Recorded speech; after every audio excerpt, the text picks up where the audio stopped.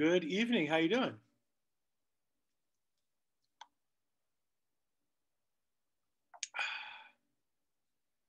Good evening. Hello.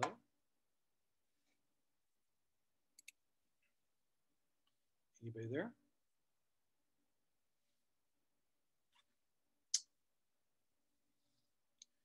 Testing 1, 2, 3. Bill, I can hear you. Well, hey, how you doing, Cliff? Pretty good. Pretty good. How are you, sir? Fantastic. Have we met before? No, I haven't, but I know you pretty well. How do you know me? Oh, yeah, I've seen you like on the I think Meetup and the other side that you have your Thursdays or like every other week that you have seminars at the LA court or something like that. Mm-hmm. Mm-hmm. Yeah. Do we meet in court? No, we haven't. But I guess I see you that like. Let me see. Like an Eventbrite. Yeah. Yeah. Yeah, I'm on that a lot. I host actually 2 weekly calls.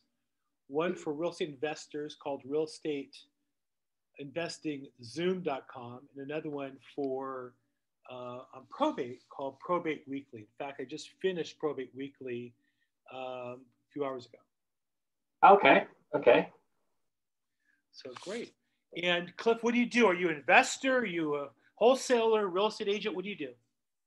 Oh, I've just started. I work now with healthcare and with Kaiser Permanente, and I want to do this when I'm done with Kaiser, or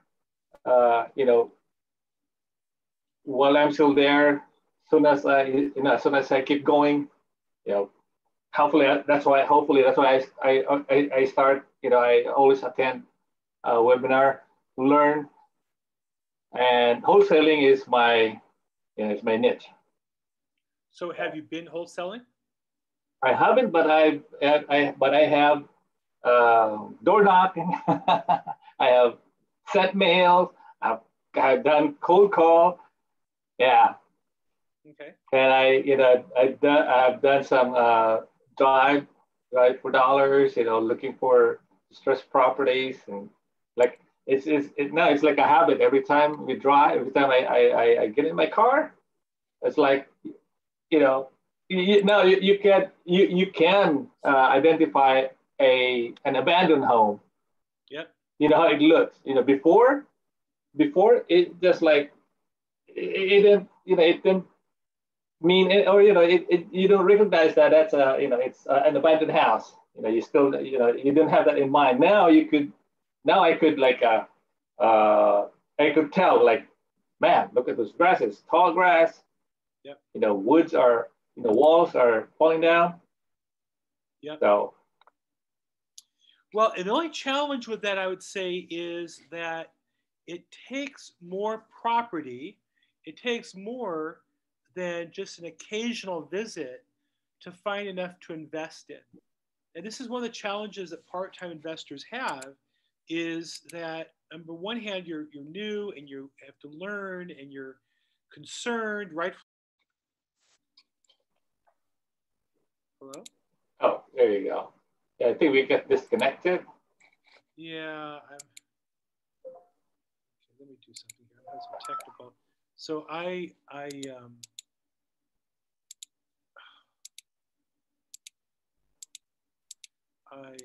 Charmy. Sorry, Bob. No problem. Hey, Charmy, how you doing? Hi, guys. Hi, Bill, Cliff. We've seen Charmy before. How are you? Charmy, you're an agent, right? Yes, I am. Sorry, I'm keeping the video off today. Where do you do business, Charmy? In Los Angeles. Oh.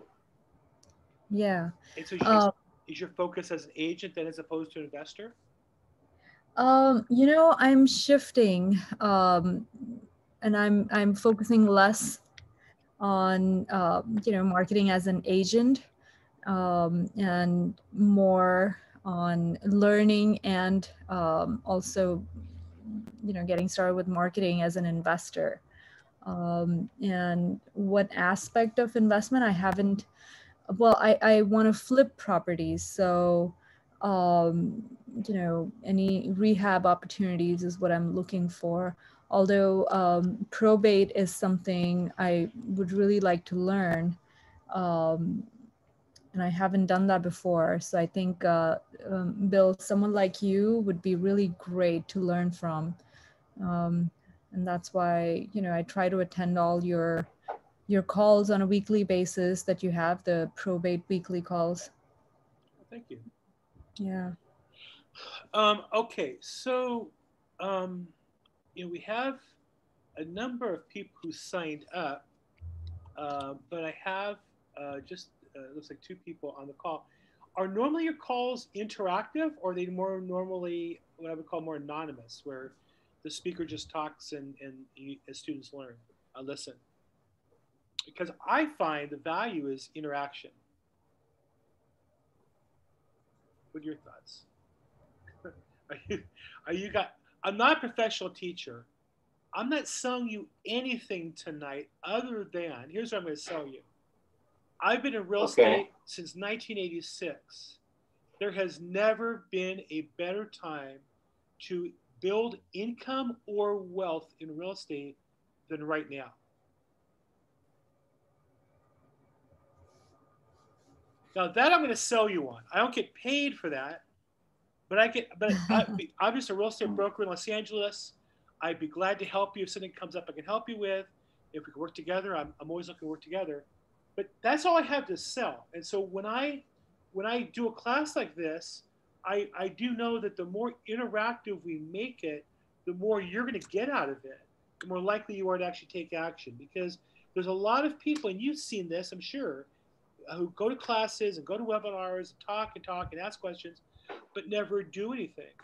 And they see a property and they're worried that it's sells for 500 and it's it's only worth 495, and then 2 years later it's worth $1 million. Right? How does that happen? And so part of it is that you have to have a plan of action and work your plan. And so tonight, the topic that I got was how to buy property in probate, right? Now, I most often act as a listing agent, as a seller, but I do represent buyers from time to time, fix and flip investors and other investors. And so I'm familiar with the process. I find properties and I call my investors and sell them properties. So we're going to talk tonight about how to buy property as a investor, right? Would that be of help to you, Charmy, if we learn how to do that a little bit? Yes. And Cliff yeah, as well? Absolutely. Is that something you're looking to do? Okay, so let me take you to, I have, of course, it wouldn't be a presentation without slides. Let me show you the slides I have, and that will help us guide the talk tonight. And so my normal thesis that I talk about is the 11 ways to sell real estate, because I'm a listing agent primarily. But today we're going to talk about 11 ways to buy probate real estate. I'm going to give you some systems. Now, here's the thing I want to say to you. I'm going to share with you at a high level. We have about an hour and a half, 2 hours today. I'm going to share with you 11 systems. Now, any of these systems can be a business. But like any business, you have to put together some time and thought and create a plan and then execute the plan. None of these are just learn what I say tonight and then do it, and you're going to make a lifetime worth of income. These are things that you have to become a student of and work on and put together a plan. And each of these, I do an individual class to go through them in detail. And then even that class, you need to spend time writing your plan and how you would execute that. I'll just share with you. When I became a listing agent and went to probate real estate 2.5, almost 3 years ago, I sat down literally for 5 days and wrote up my business plan. And when COVID struck, my plan was turned upside down. I used to go to court every day for 3 hours, couldn't do that anymore. And when I had to sit down and rewrite a new plan, I literally spent 5 more days in my office, I have a butcher paper, a big pad with a pen. I would write notes and put them on the wall. And I wrote out a business plan. And I've been working that plan ever since. And I started from zero 2.5 years ago. I came out of management into production and generated about 25 transactions the next 12 months. When COVID struck, I had about 28 pending escrows. It all canceled. And I rewrote my plan, and that next 12 months, I closed 38 transactions. And I want to say that's the power of having a clear plan and executing the plan. I didn't just go to a class and get a certification. I literally wrote out a plan of what am I supposed to do? And like any business, every day, what am I supposed to do from, not all day long, but from 8 to 5, what am I supposed to do? So I'm going to cover today kind of 11 high-level topics. And you might like any one of them or two of them and might decide that's a business you want to build. And then that's going to require you to spend some time and really thoughtfully working out what that looks like, put a plan together, and then on a daily basis, execute your plan. Does that make sense? Yeah? Yeah. Jeremy, you following that so far? Yes. And I see we have Mr. Mr. iPad's visiting us. Welcome to our call. So again, for everybody, the more interactive you are, the more money you make, the more you'll learn. That's true in any business venture. The more you have a chance, I am going to make, I don't know, $500,000 this year easily selling real estate and investing in real estate.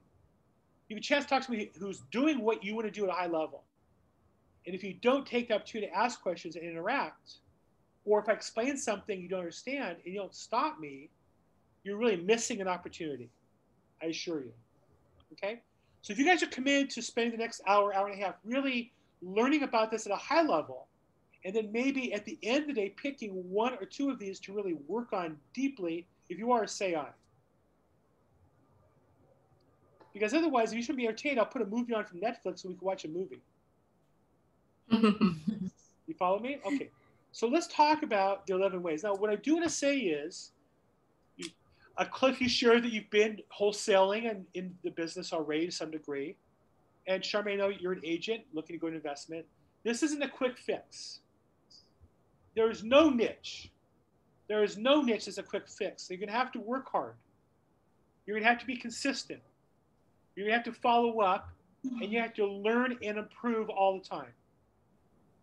In anything in life you want to be successful at, those fundamentals are there. I don't care if you want to learn how to play piano or garden or dance or sing. Those are 4 basic fundamentals. True or not true? True. Okay. So we're not going to avoid those. We're going to amplify those.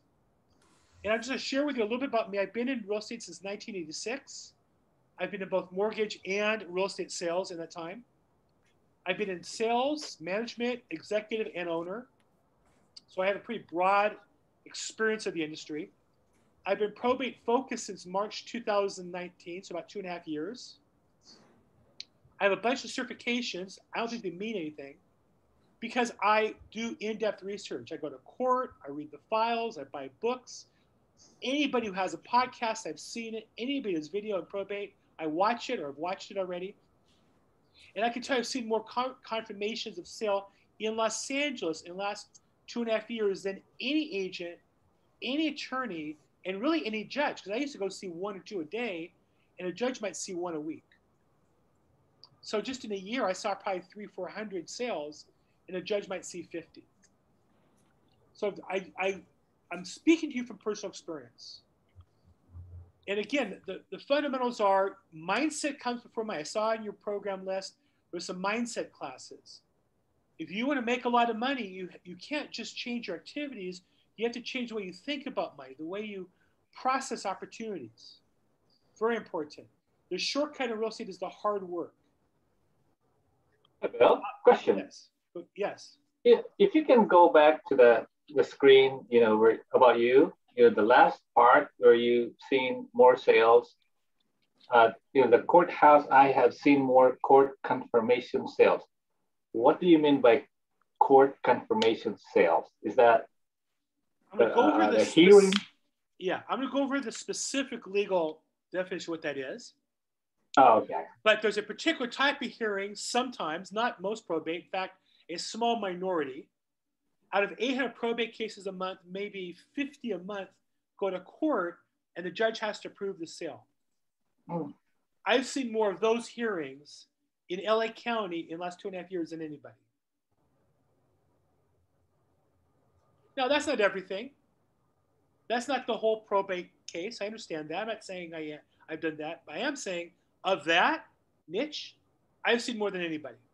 And I've tracked every sale in the last 3 years. I have a spreadsheet with all the data, the price, the property, the attorney, the judge, the buyer, the agent, how much they overbid, if any. I have all that information. Nobody has that I'm aware of. Does that make sense? Wow. Makes sense, yeah. Thank you. In that niche, I'm the expert. I send a quarterly report out with my findings for what I see every quarter. That gives me the mindset of being an expert, gives me a lot of confidence. Do you get when I speak to you about that I have confidence? The confidence comes from doing the work. I didn't take confidence pills, become confident, and then do the work. I did the work while I was scared and then developed the confidence as a result of the hard work. Mindset for money. There's a you might want to Google the Zig Ziglar water pump story in YouTube. It talks about the importance of putting the work in and being patient and continue to do the work before you see the results. Yeah. In real estate, like any business, there's only two things you can do to generate business. You can invest time, or you can invest money, or both. Right? So either you're going to invest money up front or time.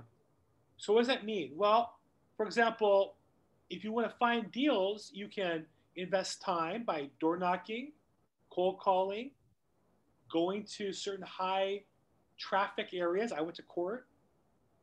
Or you can invest money, mail, advertise, social media. But you have to put in something to get a return on your investment.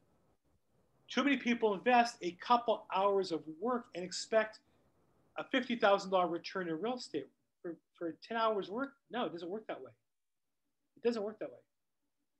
And just sitting in webinars, it doesn't work that way. The purpose for sitting in my webinar tonight is to get you into action. Because it's the action you get paid for, not the learning. The learning is what you get for free, or what you give of your time for free. It's like going to college. You sit there and you learn. Then you go out in the world, you have to work to get paid. You don't get paid to sit in class and learn. And so a lot of real estate agents and investors think that they're spending time working while they're watching seminars and webinars. No, that's education. That's not, you're not investing the time in your business. And I'm not saying that to put down what you're doing. I'm excited what you're doing. But let's follow up and put your effort tonight into action and get results. Do you get the distinction? Yep. Okay. Yep. Real estate's a contact sport. Too many people feel like, well, I'm shy and I don't really like talking to people, so I'm just gonna find a property, write a check, and not talk to anybody. It doesn't work that way.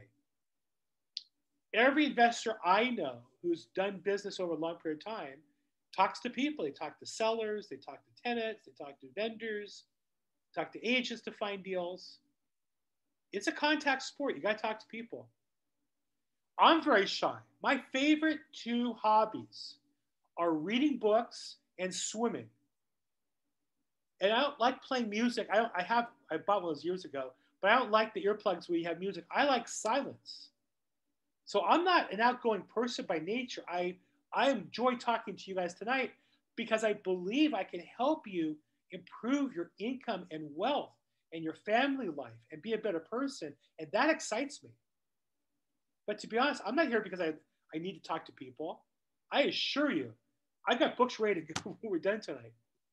But real estate's a contact sport. You have to understand that to make money, you've got to talk to people. Unless you have money and you want to just play on the internet, invest and buy and sell stocks or something, trade Bitcoin, That's why it's so popular amongst introverts, because they found a way to make money without talking to people. But real estate is not that kind of business. It really isn't for the most part. There's exceptions, but it's generally not the case.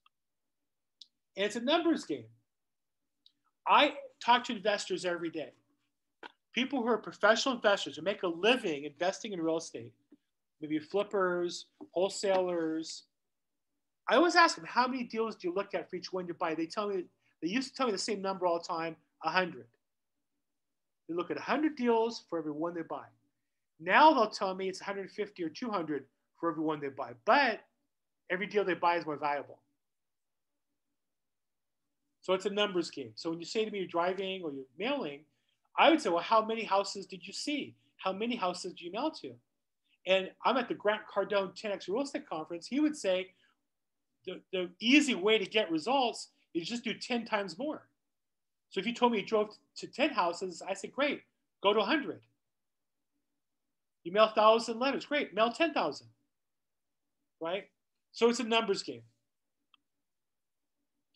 And then where you come from is important, not as much as an investor, certainly as a wholesaler or flipper.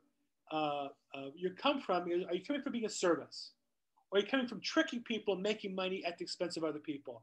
I don't think that works. I don't see that working in the long run. I think that the way to make money in the long run is help people. My mentor taught me the money I earn is a reflection of the value I create for other people. Now, when you buy a property that's below condition and you rehabilitate it and bring a nice new property to market, you're creating value for the neighborhood. Nothing wrong with that. You get paid for the value you create in the neighborhood. And then the last thing I say is learn to be solutions to all things real estate. Because you're going to find people with problems, and we get paid when we solve other people's problems. Some wholesalers specialize in people who are, have distressed properties. Somebody has a problem, can't make their payments. You solve it by buying their house, lending them money, advancing the money, whatever you do. We get paid to solve other people's problems. Does that all make sense? Okay.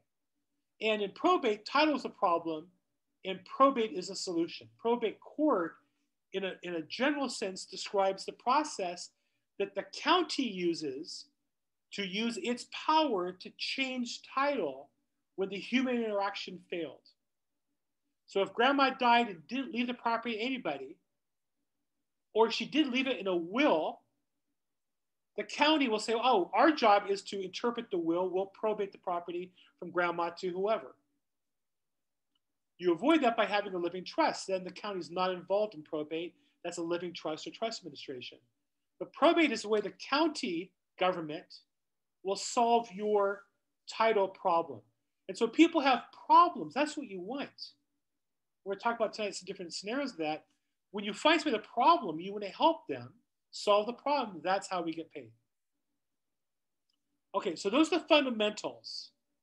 So what's a probate situation look like? Grandma or grandpa left me the property, but it's not titled to my name. Or my siblings and I are fighting over the property. Our parents left us a house that we grew up in, and I have 4 brothers and sisters, and we're all fighting over who gets to own it. Or the property is supposed to be in a trust, but my mom took the property out to refinance and never put it back in. Number 3. And number 4, we started probate, but we got stuck. We didn't make it work. So these are all problems. These are the 4 most common problems that I get. And all of these are really money to me. Because number 1, grandma and grandpa left the property, the solution is help them through probate. So I get investors, wholesalers who door knock, meet somebody, go, yeah, well, you know what? I kind of own this property, but it's my grandma's name. I don't know what to do with it. Call me, I'll help you what to do. We'll talk about what that looks like. My siblings and I are fighting over the property. Well, the solution is get them the right attorney to solve the problem. The property is supposed to be in a trust. Well, there's a way legally you can put it back in the trust. And 4th is we started probate. We filed 2 years ago, but it's just a mess. That's where I step in and try to help them figure out what the problem is. But here's my point to you tonight.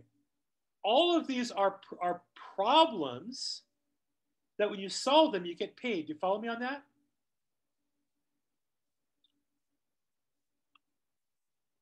So you can learn all these scenarios, or if you want, just call me. I'd be glad to do the research a little bit, help you get a game plan together. Sometimes I'll help you advance some money for the client, advance money for legal fees, advance money to make payments.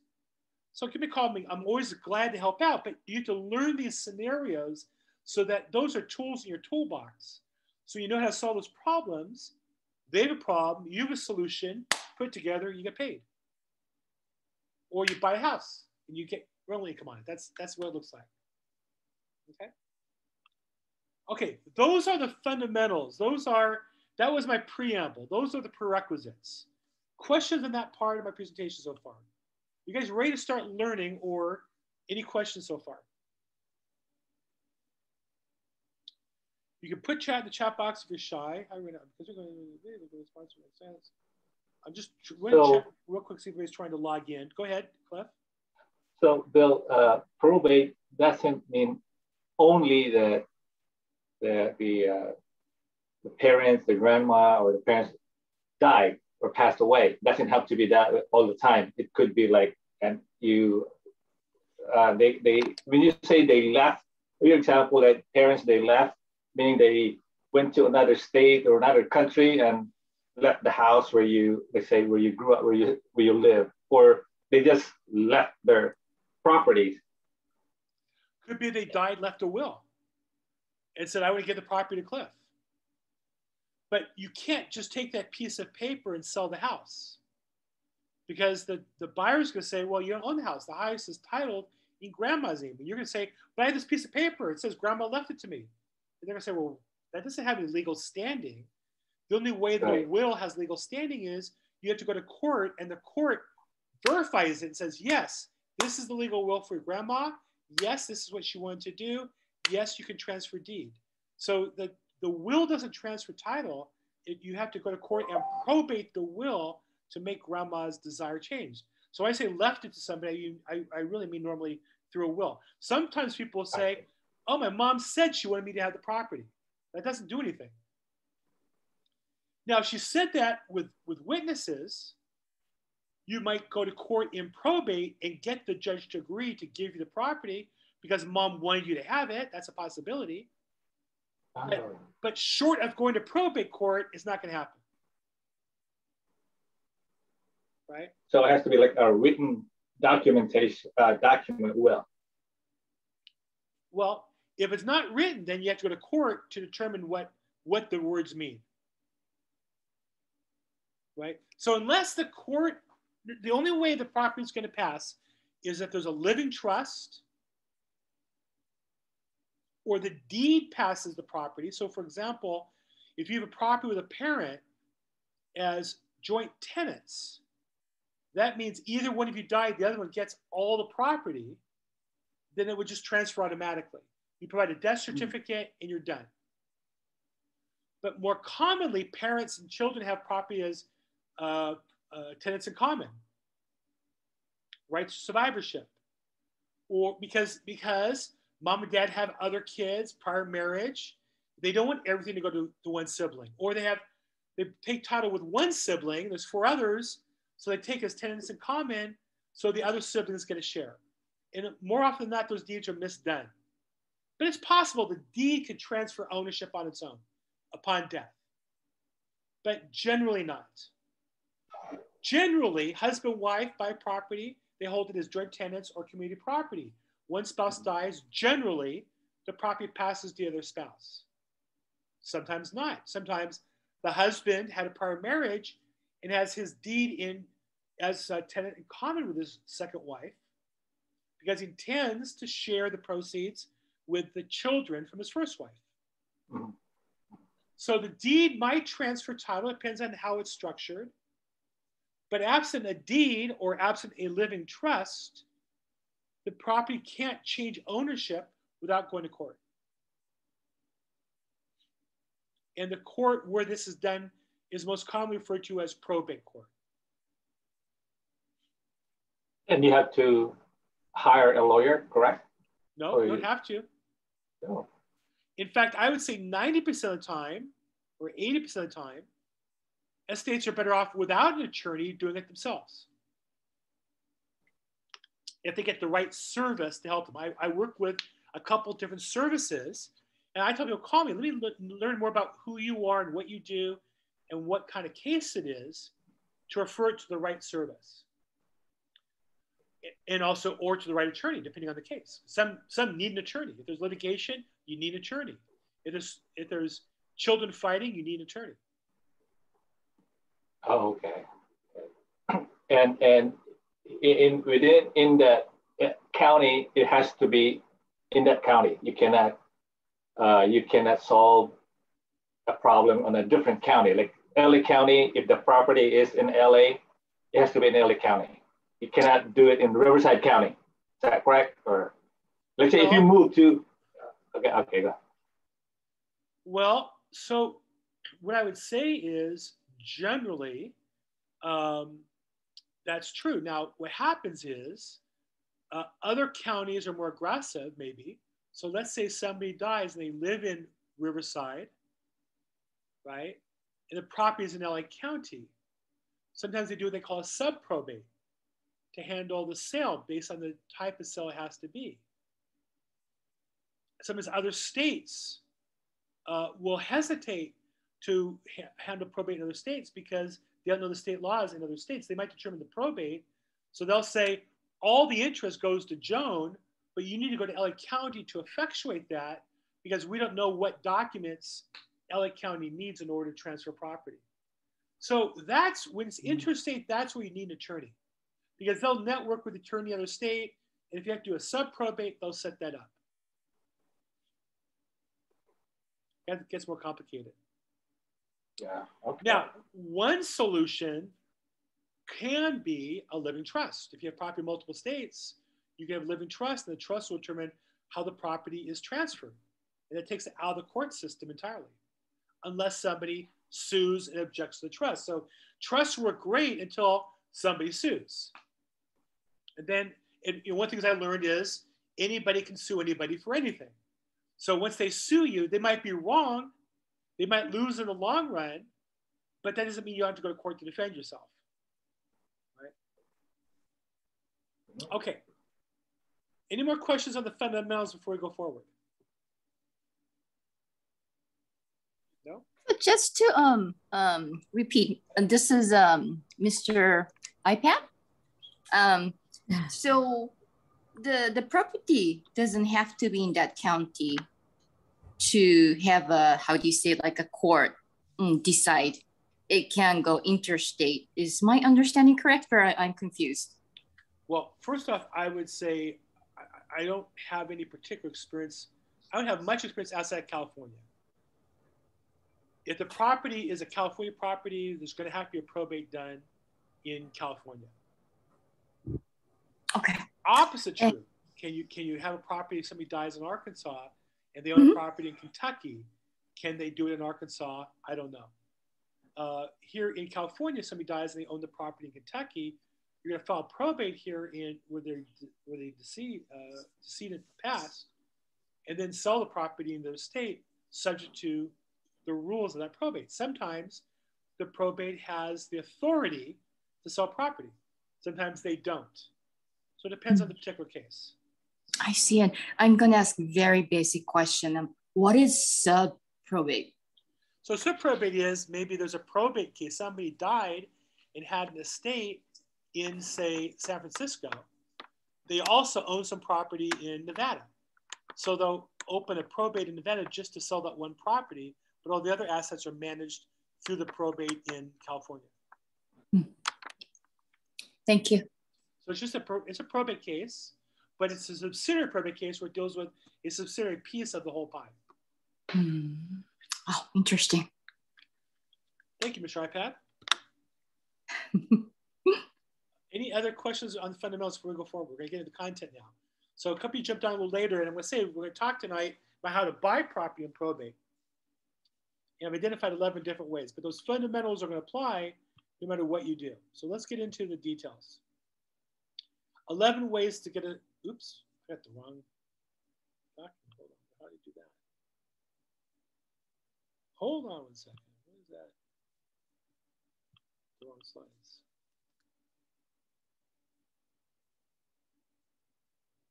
Oh, I didn't change the tile screen. I did.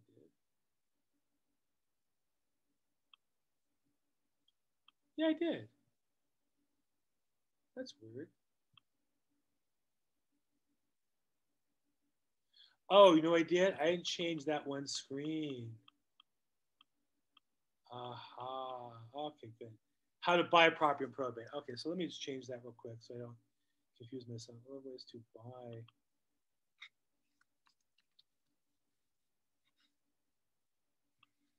Okay. Sorry about that. I confused myself there for a second. We're not talking about selling property tonight. We're talking about buying property tonight. So again, there's 11 ways.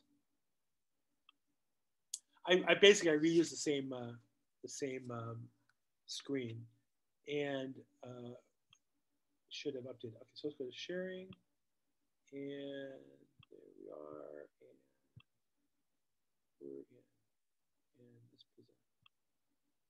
Okay. You guys see that 11 ways to buy probate property? Yep, yes. Good. Okay, number one, pre-probate. So this is probably most common with investors who I would call professional. People who, this is what they do for a living. They buy property. Their goal is to buy one a month, then two a month, and then three a month. They start trying to buy one a month. They buy one or two, make some money, and say, you know what? Let's build a business. What should we do? Let's buy property. What kind of property? Let's focus on pre-probate. So pre-probate means somebody died, but they have not yet filed a probate case. Now, the goal as an investor is to avoid probate court and find a way to buy the property with as little friction as possible. So what happens is driving for dollars, doing mailers, cold calling, social media, there are many ways to work it. You can buy pre-probate data. There's a data source, Foreclosure Daily. They sell pre-probate data. And I know people who mail to those, and they mail postcards or letters or yellow letters, all kinds of different things. And the person responding has not yet filed probate, and they're about to. And so what you might say to them is, look, you have this property, and if you go to probate, in California, if you have $1 million house, and maybe they owe $500,000, so there's $500,000 worth of equity. We have closing costs, so there's about $460,000 worth of equity. They're going to have to pay up to $23,000 in legal fees to manage a probate. But if you know how to avoid that and say, you know what, either A, I'm going to help you avoid that, or B, I'll just buy the property at a lower price and I'll buy your rights to this property before it becomes a probate. And they agree to that, either signing over their inheritance to you or agreeing to have you help them walk through the probate process for them, doing it more efficiently than they would on their own, and even more efficiently than they would if they picked an attorney. That's the key. Then they're going to sell you the property. You're going to buy it at you're going to save them some money so you get to profit some of that money yourself. So these are people who buy data. Most commonly, it's people died who also own property. So there's a database, people died, people have property, merged together, boom. And they'll cross-reference those data files to get phone numbers, email addresses, social media addresses, and people market to them. But also I would say that if you're a wholesaler investor doing something else, you might come across these in your business. If you're doing distressed properties, some properties are distressed because the owner died. If you're doing tax liens, some of those tax liens exist because somebody died. And they've not yet opened probate. That's a pre-probate. Follow me? So when Cliff drives for dollars, you see a house is overgrown. There's a lot of stories. One of the stories might be the owner died. And because they don't have the money to hire a gardener, nobody's living there, they don't care, You see that as an opportunity to buy the property. We just had to figure out how we're going to solve that probate problem. That's a pre-probate. So the people who look for those, and this is why I like this business. Some investors will say, oh, that's a lot of work. I don't want to get involved in that. When people say that, that's when I want to get involved.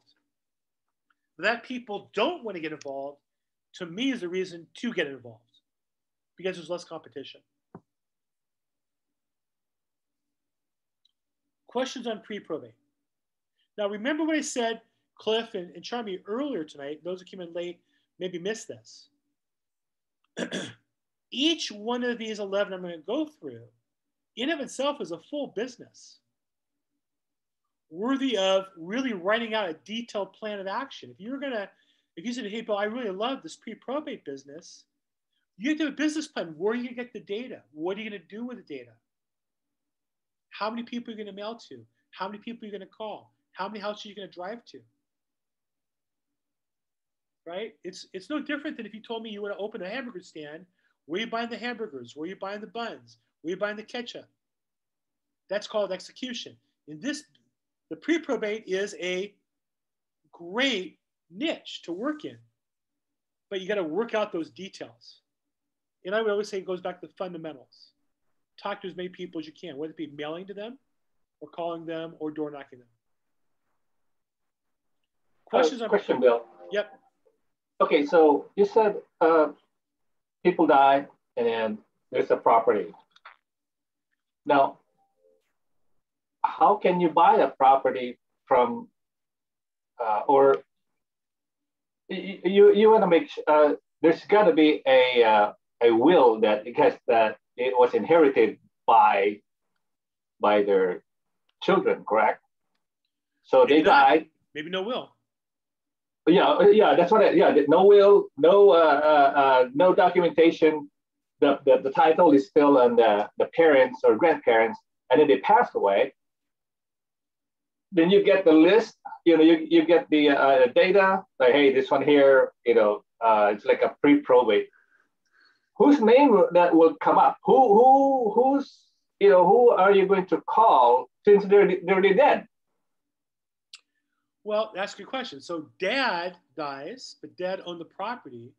And so the computer system will pull up dad's last phone number, which could be a landline, dad's last phone number, which could be a cell phone, it's probably turned off. Who else lives in the property? Could be the son, dad's ex-girlfriend, dad's, whatever, ex-husband. Could be property's rented out. Could be the tenants lived there for 10 years and they'd like to buy the property. So there's a million different stories. And the harder the data is to get, what I tell people, I teach real estate agents how to cold call. And people always call me the first time and say, Bill, this doesn't make sense. Most people don't answer the phone. I go, right. Mm-hmm. Most people don't answer the phone. People go door knocking the first time. They'll knock on 100 doors. Bill, only 20 people answered. Yeah, about 20 people, about 20% answer the door. It's no different than if I sold you a $1 billion diamond mine. If I sold you the De Beers mine in South Africa it's worth $2 billion. I sold you for $1 billion. So you bought it for half price. Would you complain about all the dirt in the diamond mine? No. If you're a diamond miner, you move dirt to get diamonds. That's how you make $1 billion. In real estate, we go through a lot of data to find the diamonds. Now, I'm not suggesting we should waste our time on bad data or we should target bad data. We want to get the best data we can. But the best data we have is the best data there is. Then that's just the dirt we remove to extract the diamonds. So you're right, the pre-probate data list has a lot of people who are not heirs to the property, but it has some. And I tell people all the time, how many deals a month do you have to do? 1 or 2? If you did 1 or 2 deals a month, what kind of money would you make? I don't need to make 100. You give me 500 phone numbers a month, but if I got 1 or 2 deals, I'm gonna do pretty good. You follow me?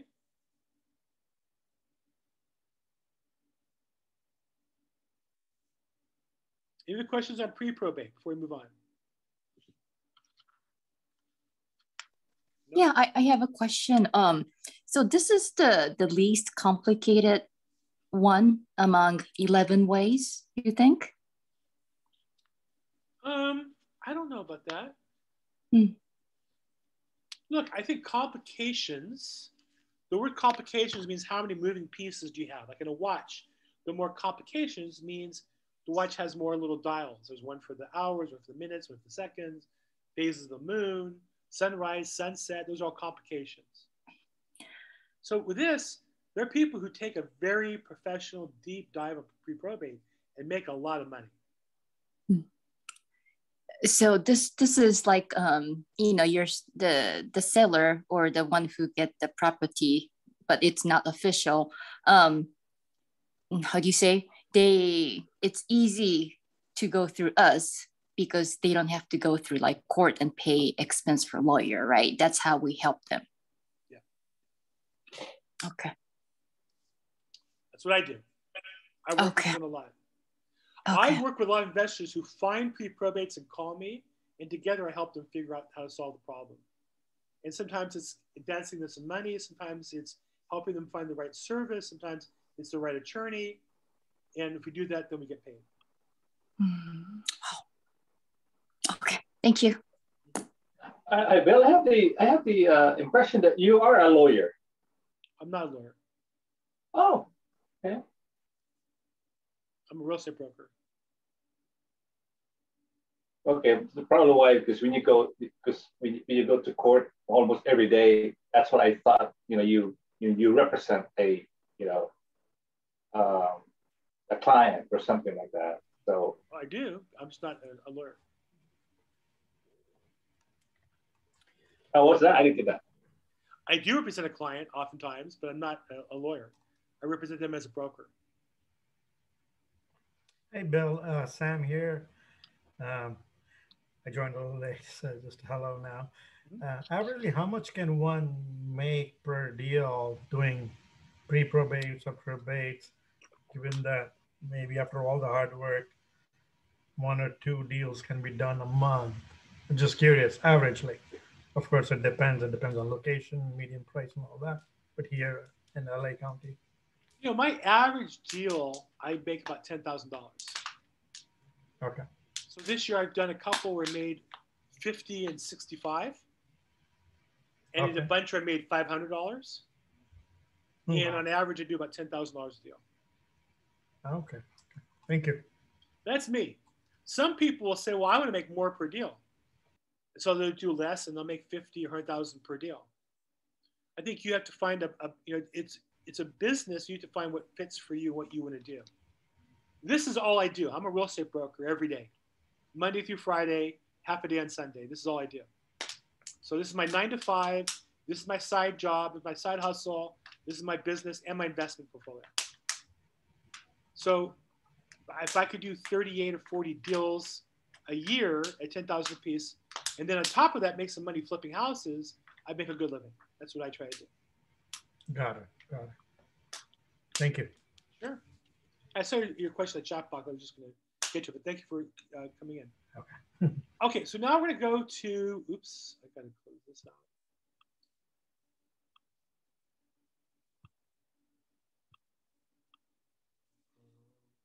I apologize. I am traveling and I'm using a laptop, which is a Apple, and I'm used to doing Windows computers, so all the mouse is all different. Number 2, probate leads and marketing to a petitioner. This is the most common tactic sold by the companies that sell data. They'll say, buy our data for $60 to $100 a month and call them all and mail them all. And the truth is, if you do it consistently over time, you'll make money. I would say this is probably the simplest system to implement. And I think it's a good foundation to start with, but it's not easy.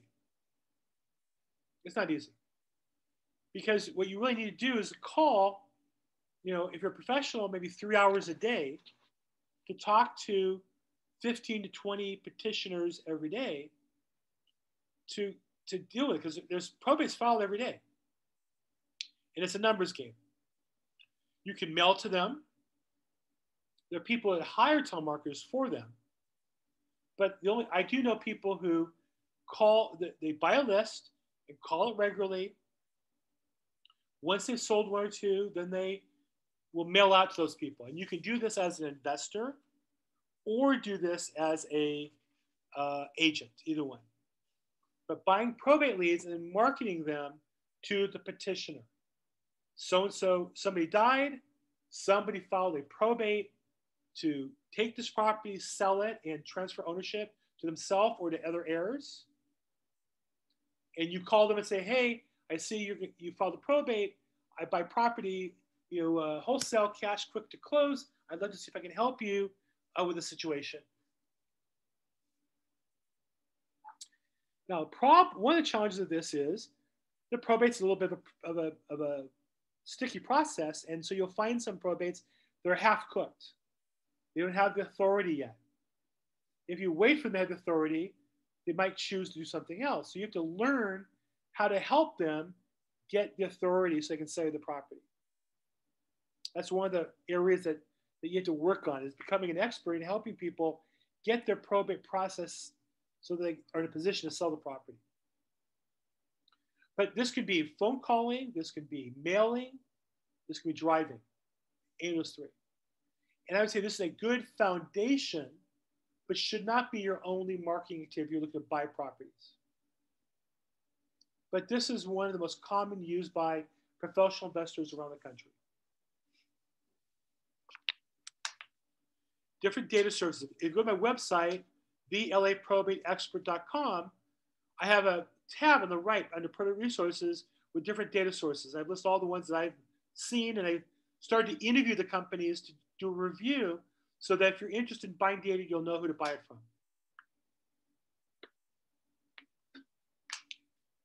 So questions on this one. Again, there's 11 different ways, and I'd recommend this to be one of the foundation if you're going to have 2 or 3 different methods, but it shouldn't be your only one. No questions here at all? Okay. Not seeing any. Number 3, probate leads marketing to the attorney. Unless you're an attorney or a paralegal or have some special relation with attorneys, this is what companies who sell you data recommend to do. I would never do it. Certainly in LA, it's just way too complicated to build a business going to attorneys. Now, if you happen to know attorneys, you should reach out to them and say, hey, I'm an investor. I don't know if you know that, but I buy property for cash. I can close in 10 days. If you have a case where there's a probate that they need to sell the property, I would love to help you get the property disposed quickly. But I would not recommend you to buy the data and cold call attorneys or mail attorneys. I just think companies recommend it and train people to do it. I think it's just a waste of time. It's just way too competitive and just doesn't work enough. Unless you're an attorney, you have a special relationship with attorneys, or you're a paralegal, not the way to go. But you should definitely market to attorneys that you do know already. Questions on that? That's number 3. Okay, number 4. MLS full authority. Now, these are properties that maybe you were chasing them pre-probate, but you didn't catch them. They filed probate. And then they not only got their authority to sell the property, but they put it on the MLS. Full authority means they probably don't need court approval to sell the property. Probably. Occasionally, a property like this will get into escrow, and you'll discover some heir, some relative complains and goes, whoa, whoa, whoa, before you close escrow, I want to object and I want a court hearing on the matter. And now you're kind of stuck. So I would say before you get too involved in a probate, unless you know what you're doing, I'd be glad to, if you want to call me, walk you through, do the research, see where the case is, see who the attorney is. If the attorney knows what he's doing, the case is in good shape, great.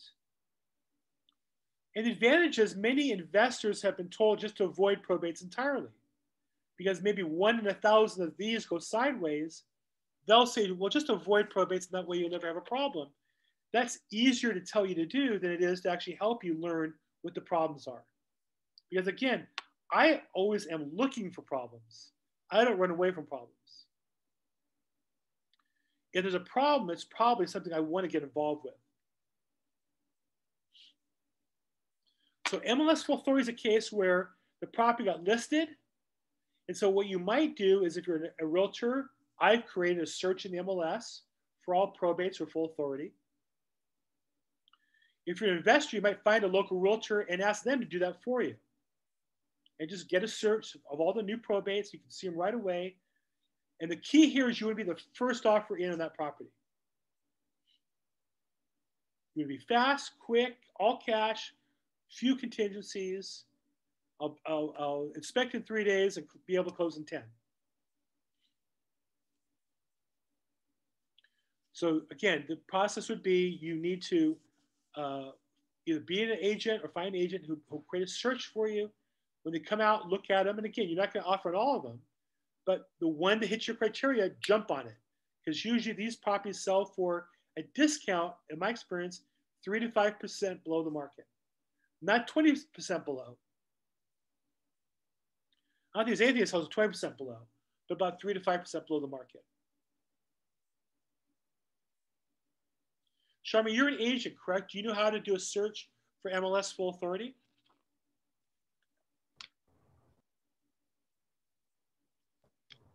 Maybe she's Sorry, my mic wouldn't turn off. Okay. I know how to do an MLS search, just not sure of full authority. Okay. So it would be on the MLS on CLAW on our MLS. Okay. Probate, yes or no? Yes. Court approval, yes or no? No. Oh, okay. I just didn't know it was called full authority. Okay. Yes, absolutely. I can do it. There you go. And as an agent, you can offer that to multiple investors that might be interested in looking at those properties with you. Right? You might look at them as an agent. You might look at them as an investor. If you're looking at them as an agent, you want to meet investors and offer that as a service for free. Yes. Yeah, that's a great idea. Okay, good. And Cliff might be your first customer for it because he's a wholesaler, but he's not an agent. Yeah, there you go. You give you a thumbs up for that. Okay. Now, limited authority is the opposite. Limited authority means they need court approval. So there's the strategy here is, you know that from the day they accept your offer, and then you waive contingencies, you're going to have to raise your deposit to 10% of the purchase price and wait at least 30 days for a court hearing to approve the sale. And know that that court hearing might get delayed 2 or 3 times. But if you can get it for a discount, and oftentimes the agent will gladly take an offer right away just to get it going, to get it into court. So now you're talking about putting money at risk. I would urge you strongly to review the probate case, who's the attorney and who's the listing agent, before you get caught up in that. But I find people can buy property at about a 5% discount by being first in. Because some of you have to show up at court with a 10% cashier's check and overbid you by 5% to start overbidding you. And most people aren't willing to do that unless it's more than that below the market.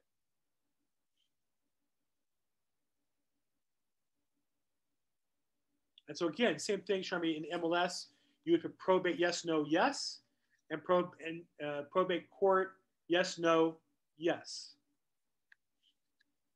Got it. And Thank that'll be you. all the MLS and limited authority cases. And if you do the agent detail full, you'll see all the notes from the agent, at least, about the court status. Rather than just a one-liner, get the agent detail full, and you can see all the notes. That's what I do.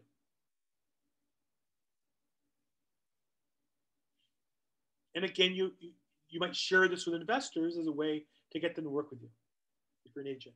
If you're not an agent, you're an investor, find an agent that will do this for you. Yeah. Okay.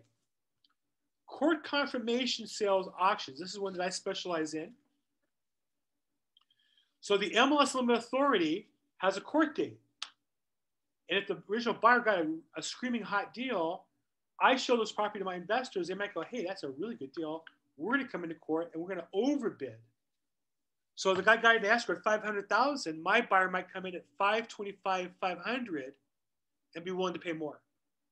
And then the buyer can match it or they can auction against each other. But to buy these, you have to have a 10% cashier's check, not hard money loan, not credit card, not check, cashier's check. And be willing to buy the property on that date without any contingency. So it means you have to either have already researched the property or be willing to buy it sight unseen. This is not for the meek of heart. This is for the stout investor who knows the property. Now, if you know you're going to knock down the property, it's ideal because they don't need to see the inside. Oftentimes in probate, you have several tenants. We've had crack houses. So it's hard to get the people out. So you're buying a property sight unseen in some cases. But if you're a knowledgeable investor and you do your preparation and homework, you might buy a property and get it at 3 to 5% below the market price. And for investors to buy property every month, that's good savings. Well, this auction is only for probate related, not foreclosure or not tax. Well, there are auctions for foreclosure. Those are called trustee sales. That's a different program, a different class. Okay. There are auctions for tax sales. That's a different activity. That's not what I'm talking about today.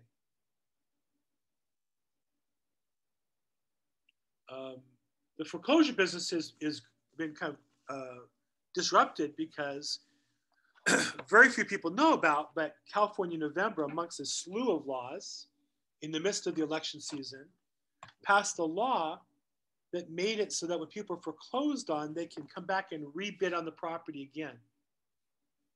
And so investors are scared to bid on the properties because they might bid on it and then have the tenant or the former owner or a third party, a nonprofit, after the auction, buy the property back from them. And so now the investors out their money for research, their hard money loan maybe, their costs. So that business has really dried up. The trustee sale auctions that used to go on in Norwalk. This is different. These are probate sales. They're still going on. Yeah. Okay, good question. Okay. Number 7, courthouse farming. Pretty much shut down because of COVID. But I would say that outside of LA County, where counties are open, I would go to the courthouse. I know investors around the country who go to the courthouse, meet people, meet investors, meet homeowners, and get property from all around the country.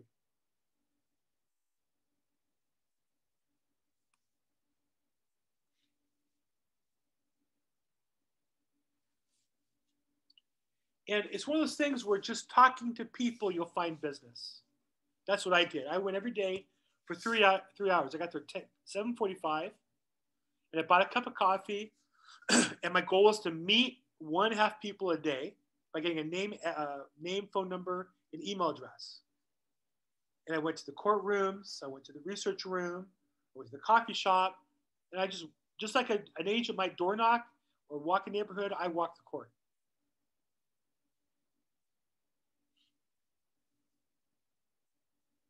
And I strongly recommend this for somebody interested in getting into probate, because you're going to learn things that you're not going to find in any book or seminar or even me that I'll know. You'll learn things that you'll be an expert in. And how many courts do you go? So now I only go when I have a matter that we're bidding on or selling.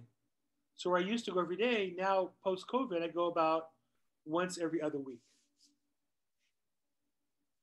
And you only go to one court, that's in LA, or you go do you go to the one in Norwalk, or?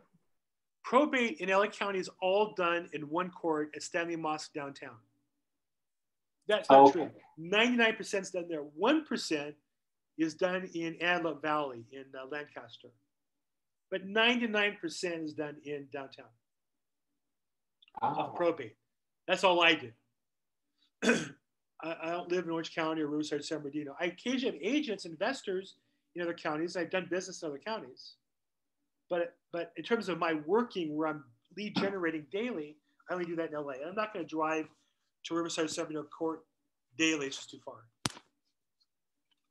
Sure. But if I lived in San Bernardino, I would. Okay. Number 8, living trusts. Now, this one,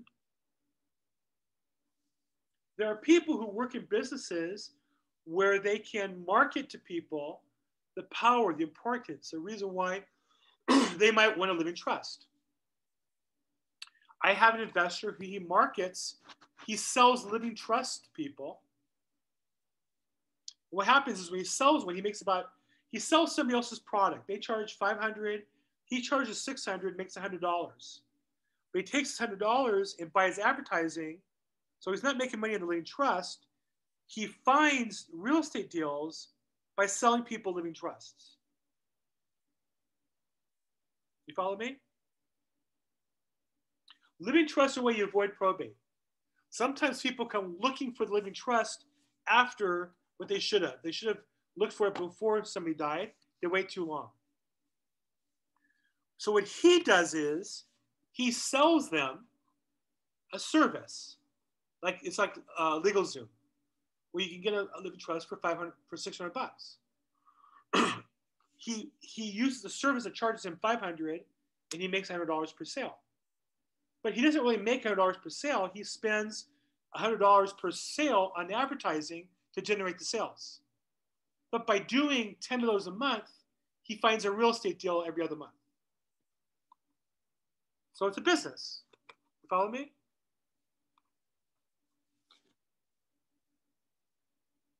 Anybody? No?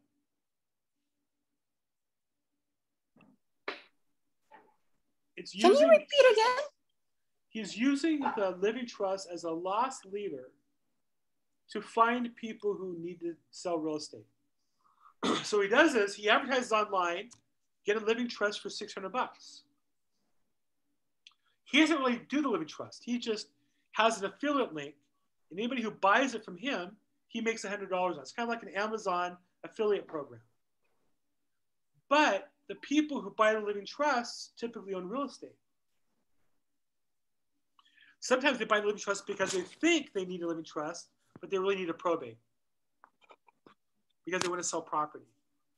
So he just is the middleman and finds people who have property to sell and gets in the middle of it that way. So he's really like an affiliate link for a living trust company as an excuse to talk to people about their real estate. You follow me on that? That was a little complicated. Yeah. Thank you. Cliff, you got that? Yeah? Okay, good. It's a simple concept if you think about it. You can sell anything on Amazon, right?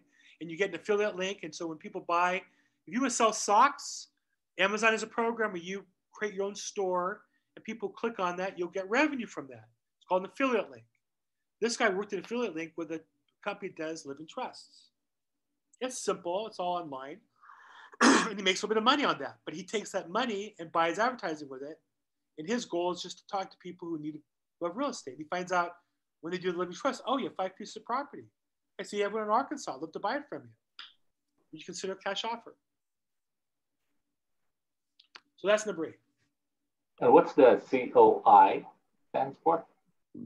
Excuse me. COI is from your centers of influence.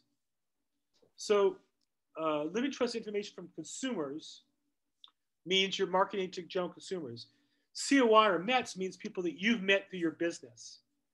So whatever business you're running. So I've talked to people like accountants, right? And I have a client who has 5,000 tax returns a year he does for people. I said, well, why not email blast them, avoid probate, get a living trust for $600, click here.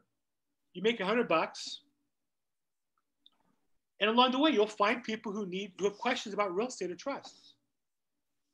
And, and he has somebody who they write an email in and the other guy answers it, and they call in and the other guy answers it, and generates business that way. So you can use another business and sell living trust as a way to talk about real estate with people who have real estate problems.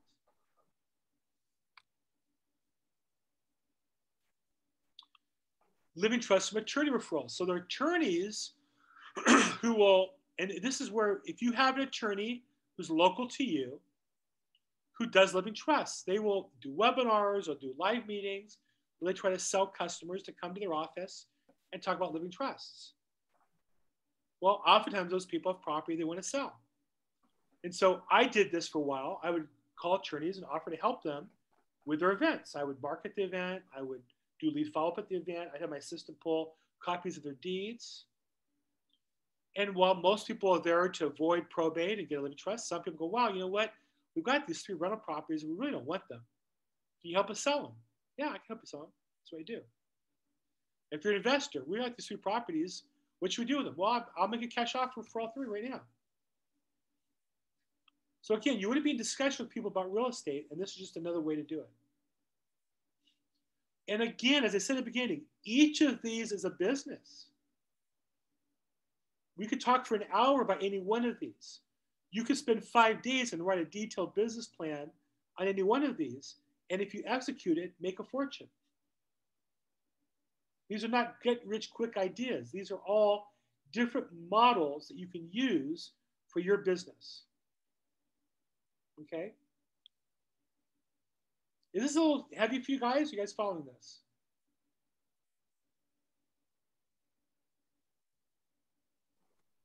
Yeah, we're following. Okay, we just got 2 more. COI referral. So one of the things that investors make a mistake in is they think they're not salespeople, but really everybody wants to talk about real estate.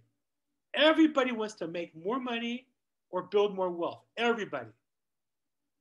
I can't go to social event where people don't ask about real estate. Partially because I email everybody I know. Partially because I do social media.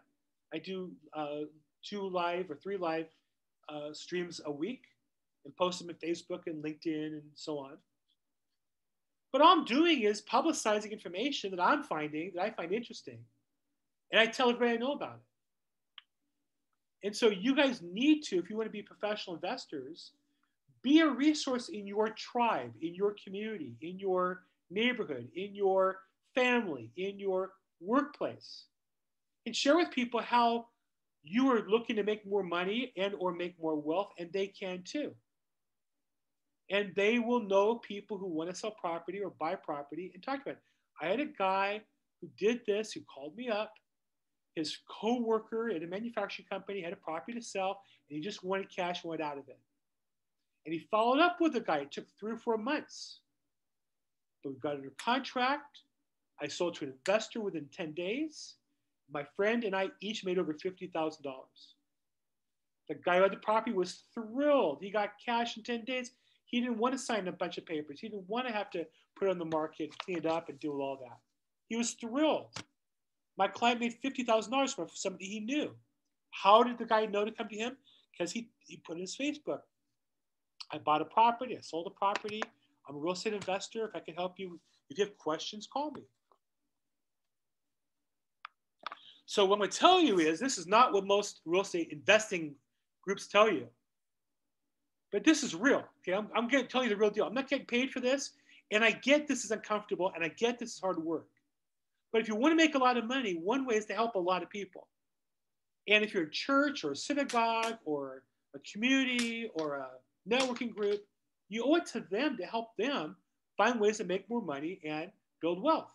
So why not tell them what you're doing? Invite them to join you. Hey, I'm going to this great LA Real Estate Investment Club. Come with me tonight. Right? And you'll find people along, and then if you talk about probate in particular, you'll find people, hey, my son has his property, but his grandma died, they have to do with it. That's what happens. So one of the things you do is you talk about, you took a probate class. You talk to a probate expert. You talk to a probate attorney.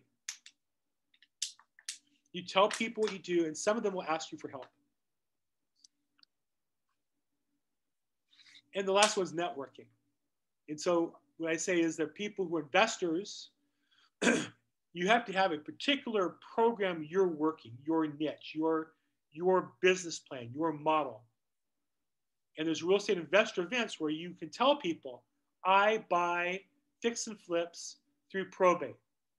I specialize in MLS full authority. I specialize in pre-probate. I specialize in whatever. And you guys have all been on different Zoom calls, I'm sure, besides this group. The more people you talk to, the more people you'll find will do a deal with you. That's why I do this call. That's why I go to Lloyd's event. That's why I sign up as a vendor. I went as an attendee. You mean as a vendor for, I forget how much it is. I could sit at a table and hundreds of people come by and meet me. Beautiful. Right? I use several of these programs I showed you.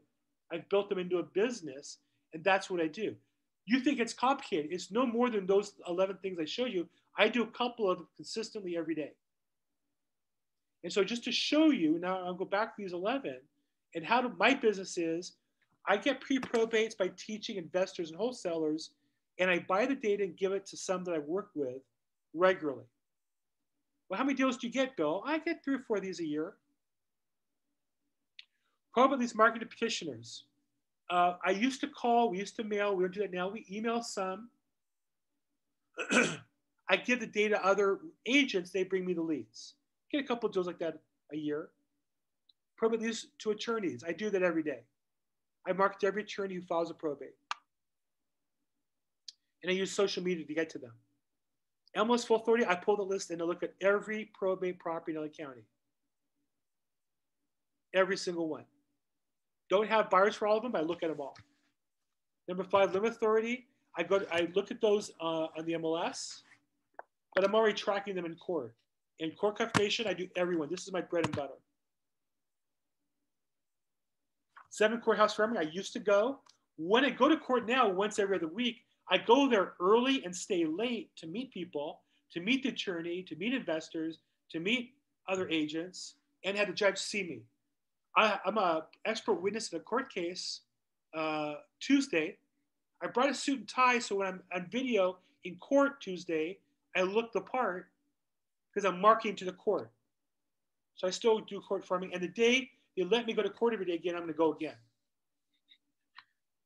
Living trust for consumers. I have a partner who does that. I don't do that. But I promote living trust all the time on these calls. Living trust attorney referrals. I've called attorneys to market living trust with them. COI, everybody I've ever met. You guys are getting my email until you unsubscribe for the rest of my life. I email out weekly real estate related information to everybody I know. And I invite you to my Zoom calls every week. And networking, I do networking, not as consistent as I used to, because I do my own networking groups. There's one on Wednesday I go to, Wednesday at noon, and oftentimes Thursday at 3 p.m. I go to 2 different networking groups to meet new people, to find leads. So these 11 methods I taught you tonight, I'm not teaching you to do them. I'm doing them every day. I'm glad to help you do them with me. I'm glad to have you play with me. But this is real stuff. This is not pie in the sky. It's not rocket science. It's not magic. It's not that difficult, but I work at it every day. This is my business, these 11. It's real for me. Okay. Did I get too real? Is this too intense? Just as a wrap up, I'll say I do 2 calls a week. You're welcome to join in. On Tuesday at 3 o'clock, realestateinvestingzoom.com, and Thursdays at 4, probateweekly.com. You sign up for them, you'll get an email confirmation with a Zoom link. Love to have you participate. I know Charmy's been on it. Love to have you participate in that anytime. There's no cost ever. I don't charge for the call. I don't charge for questions and answers, for coaching. No charge at all. Okay. So where are we at? 11:21, 8:21. So hour 20 in, questions.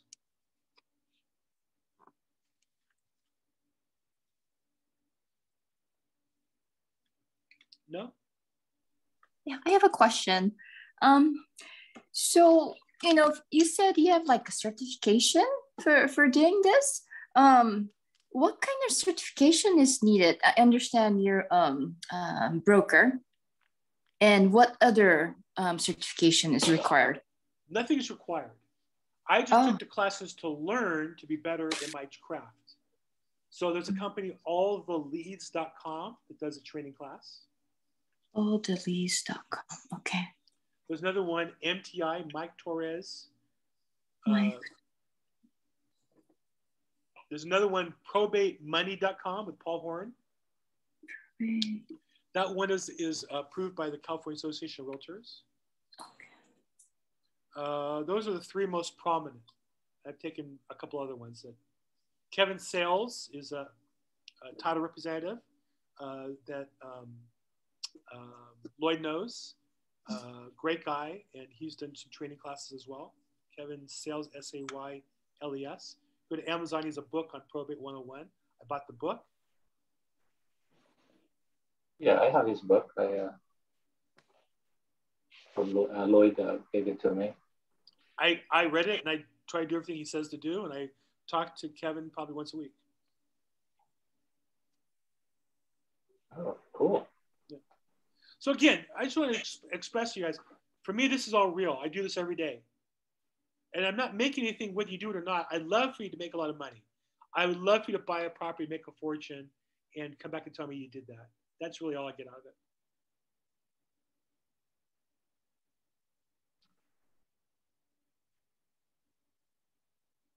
So, Bill, thank you for, your offering to help us.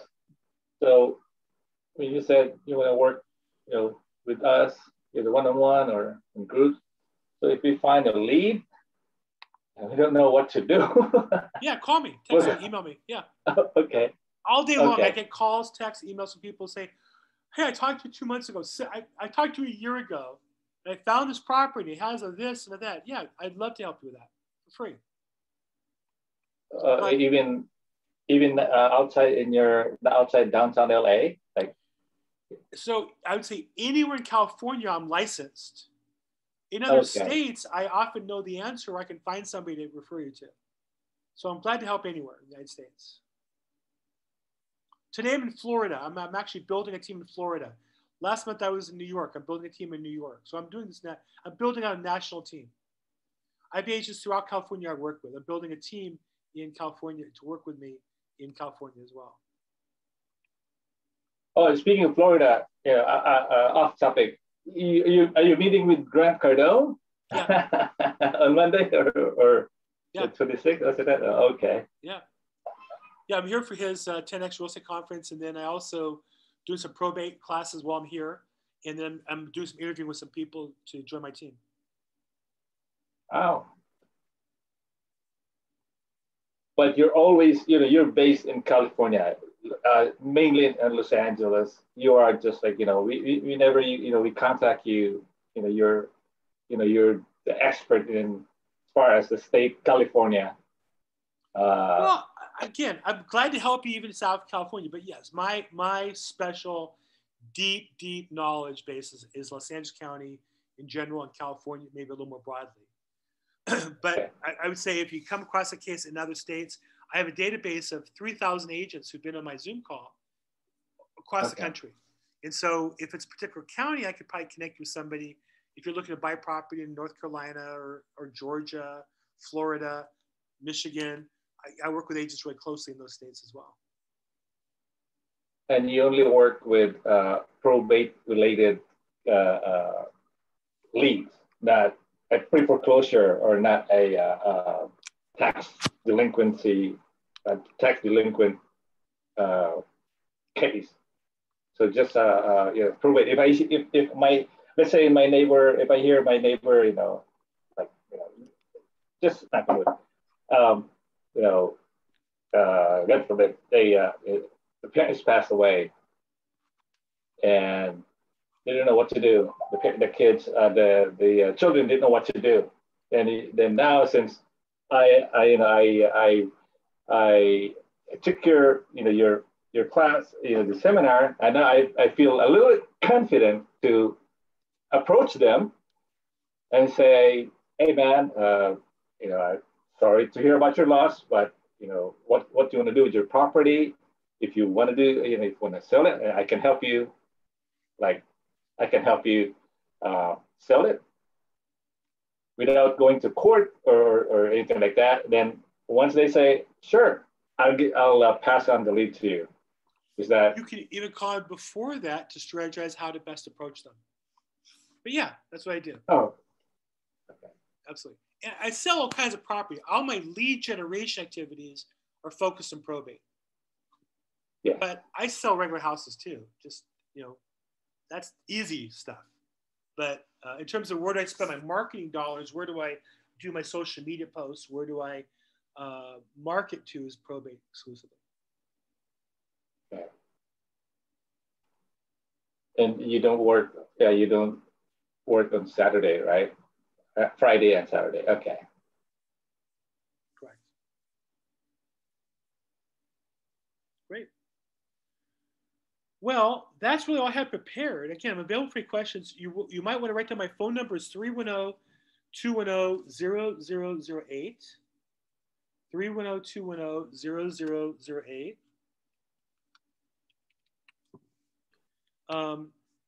My website is the LAProbateExpert.com.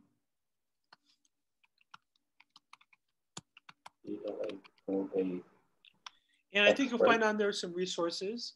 I host 2 events a week. They're both on the website. One's probateweekly.com. One is realestateinvestingzoom.com. And they're all on my YouTube channel. If you go to YouTube and just search Bill Gross Probate, you'll find my YouTube channel. Love for you to subscribe there and support the channel. That's one of my big initiatives this year is to build that out and so I can do some more content and help more people. Okay? And I mean it sincerely. Call me, text me, YouTube? email me. What is it in YouTube? How do you search in YouTube? Just my name, Bill Gross and Probate, and I'll pop up. Okay. Or you can do probateweeklyepisodes.com, and that will bring you to the YouTube episodes on probate. Probateweeklyepisodes.com. Weekly episode. Episodes or episodes? Episodes, multiple. Episodes.com. Yep. Okay. Your website is the LAProbateExpert.com. Yes. All right. Well, Bill, thank you for your time, Bill. Cliff, thank you for your participation. Thank you for the chance to meet with you and talk. I appreciate it. And Charmy as well. And Mr. iPad, a pleasure. And Vince and Sam also. Thanks for your participation today. Call me, text me, email me if I can help at all. I am traveling this week. I'm in Florida. A little hard to get a hold of. But in general, I'm available. And what is your email? Well, bill@thelaprobateexpert.com is my email. bill@thelaprobateexpert.com. Okay. So guys, do the work. And now I want to finish where I started in the beginning. I've been in real estate since 1986. This is the best time ever to build income and build wealth in my lifetime. The best time ever, by far. No question about it. let me help you make that happen for you, okay? So for you and your families, thank you for the chance to work with you, and let's do this together, okay? Thank you so Thank much, you, Bill. Bill. Thanks, everybody.